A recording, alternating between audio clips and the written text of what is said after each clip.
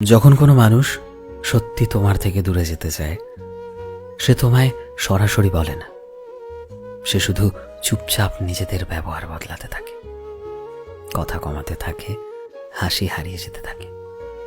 আর তার চোখের সেই উজ্জ্বলতা যেটা শুধু তোমার জন্য ছিল, সেটাও হারিয়ে যেতে শুরু করে।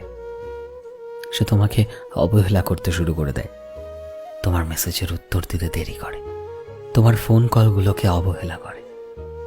যখন তুমি জিজ্ঞেস করো যে কি হয়েছে, উত্তর আসে যে কাঁদছিল তাই।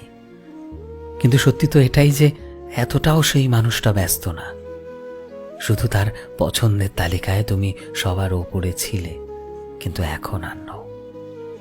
কষ্ট এটা ভেবে হয় না যে সে তোমায় সময় দেয় না, কষ্ট তো এটা ভেবে হয় যে তার জীবনে এখন আর তোমার মূল্য আগের মতো নেই।